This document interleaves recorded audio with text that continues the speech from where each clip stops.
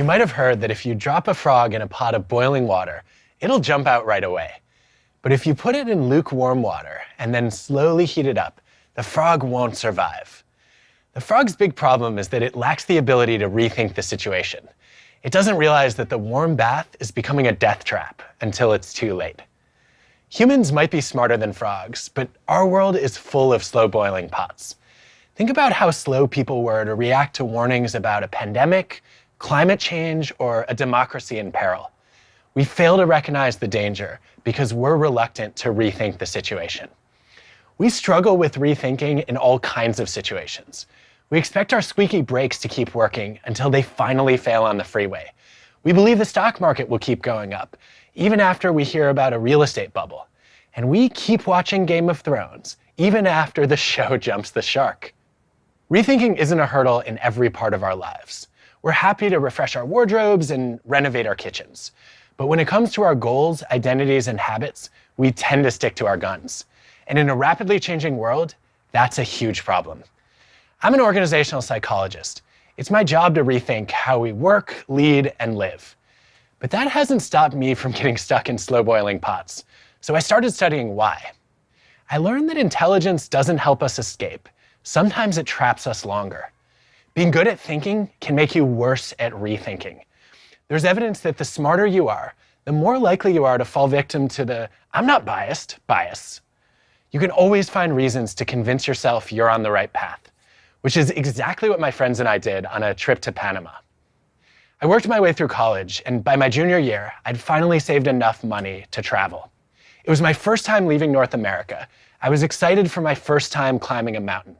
Actually an active volcano, literally a slow boiling pot. I set a goal to reach the summit and look into the crater. So we're in Panama. We get off to a late start, but it's only supposed to take about 2 hours to get to the top. After 4 hours, we still haven't reached the top. It's a little strange that it's taking so long, but we don't stop to rethink whether we should turn around. We've already come so far. We have to make it to the top. Do not stand between me and my goal. We don't realize we've read the wrong map. We're on Panama's highest mountain. It actually takes 6 to 8 hours to hike to the top. By the time we finally reach the summit, the sun is setting. We're stranded with no food, no water, no cell phones, and no energy for the hike down. There's a name for this kind of mistake. It's called escalation of commitment to a losing course of action. It happens when you make an initial investment of time or money, and then you find out it might have been a bad choice. But instead of rethinking it, you double down and invest more. You want to prove to yourself and everyone else that you made a good decision. Escalation of commitment explains so many familiar examples of businesses plummeting. Blockbuster, BlackBerry, Kodak. Leaders just kept simmering in their slow boiling pots, failing to rethink their strategies. Escalation of commitment explains why you might have stuck around too long in a miserable job, why you've probably waited for a table way too long at a restaurant, and why you might have hung on to a bad relationship long after your friends encouraged you to leave. It's hard to admit that we were wrong and that we might have even wasted years of our lives. So we tell ourselves, if I just try harder, I can turn this around.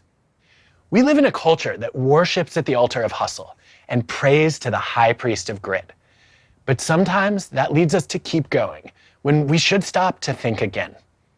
Experiments show that gritty people are more likely to overplay their hands in casino games and more likely to keep trying to solve impossible puzzles. My colleagues and I have found that NBA basketball coaches who are determined to develop the potential in rookies keep them around much longer than their performance justifies. And researchers have even suggested that the most tenacious mountaineers are more likely to die on expeditions because they're determined to do whatever it takes to reach the summit. In Panama, my friends and I got lucky. About an hour into our descent, a lone pickup truck came down the volcano and rescued us from our slow boiling pot. There's a fine line between heroic persistence and stubborn stupidity.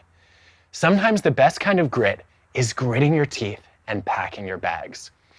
Never give up doesn't mean keep doing the thing that's failing. It means don't get locked into one narrow path and stay open to broadening your goals. The ultimate goal is to make it down the mountain, not just to reach the top.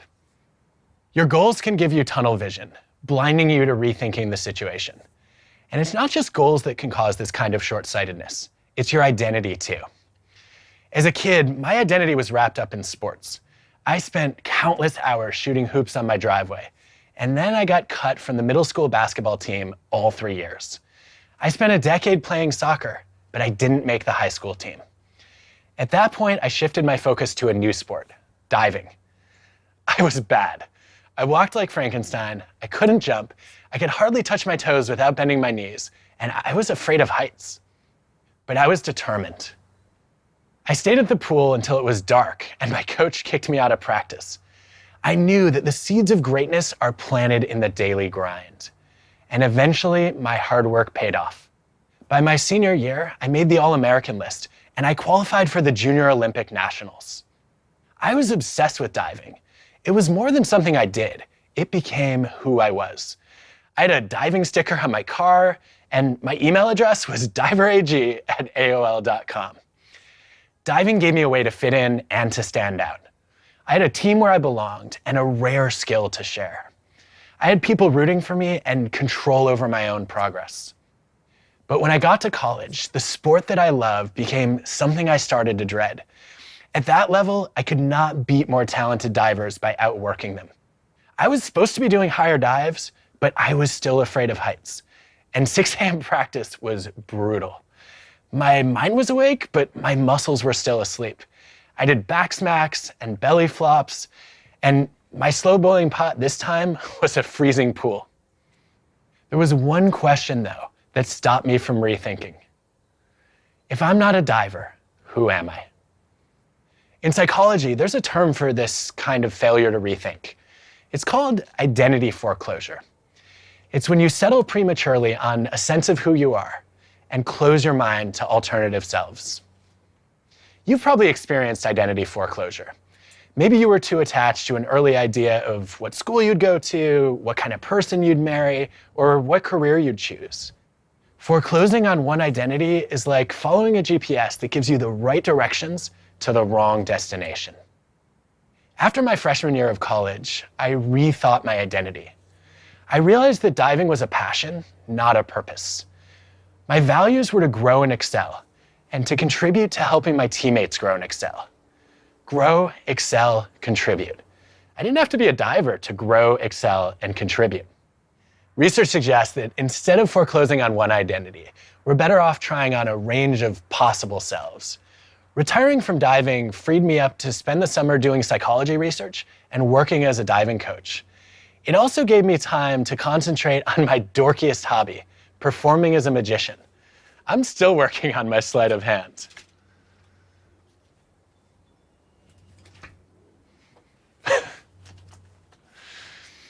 Opening my mind to new identities opened new doors. Research showed me that I enjoyed creating knowledge, not just consuming it. Coaching and performing helped me see myself as a teacher and an entertainer. If that hadn't happened, I might not have become a psychologist and a professor, and I probably wouldn't be giving this TED Talk. See, I'm an introvert, and when I first started teaching, I was afraid of public speaking. I had a mentor, Jane Dutton, who gave me some invaluable advice. She said, "You have to unleash your inner magician." So I turned my class into a live show. Before the first day, I memorized my students' names and backgrounds, and then I mastered my routine. Those habits served me well. I started to relax more, and I started to get good ratings. But just like with goals and identities, the routines that help us today can become the ruts we get trapped in tomorrow. One day, I taught a class on the importance of rethinking, and afterward, a student came up and said, "You know, you're not following your own principles." They say feedback is a gift, but right then, I wondered, how do I return this? I was teaching the same material the same way year after year. I didn't want to give up on a performance that was working. I had my act down. Even good habits can stand in the way of rethinking. There's a name for that too. It's called cognitive entrenchment, where you get stuck in the way you've always done things. Just thinking about rethinking made me defensive. And then I went through the stages of grief. I happened to be doing some research on emotion regulation at the time, and it came in handy. Although you don't always get to choose the emotions you feel, You do get to pick which ones you internalize and which ones you express. I started to see emotions as works in progress, kind of like art. If you were a painter, you probably wouldn't frame your first sketch. Your initial feelings are just a rough draft. As you gain perspective, you can rethink and revise what you feel. So that's what I did. Instead of defensiveness, I tried curiosity. I wondered, what would happen if I became the student? I threw out my plan for one day of class, and I invited the students to design their own session. The first year, they wrote letters to their freshman selves about what they wished they'd rethought or known sooner. The next year, they gave passion talks. They each had 1 minute to share something they loved or cared about deeply. And now all my students give passion talks to introduce themselves to the class. I believe that good teachers introduce new thoughts, but great teachers introduce new ways of thinking. But it wasn't until I ceded control that I truly understood how much my students had to teach one another and me. Ever since then, I put an annual reminder in my calendar to rethink what and how I teach. It's a checkup. Just like you go to the doctor for an annual checkup when nothing seems to be wrong, you can do the same thing in the important parts of your life. A career checkup to consider how your goals are shifting. A relationship checkup to re-examine your habits. An identity checkup to consider how your values are evolving. Rethinking does not have to change your mind. It just means taking time to reflect and staying open to reconsidering. A hallmark of wisdom is knowing when to grit and when to quit. When to throw in the towel on an old identity and dive into a new one. When to walk away from some old habits and start scaling a new mountain. Your past can weigh you down, and rethinking can liberate you. Rethinking is not just a skill to master personally. It's a value we need to embrace culturally. We live in a world that mistakes confidence for competence, that pressures us to favor the comfort of conviction over the discomfort of doubt, that accuses people who change their minds of flip-flopping, when in fact they might be learning.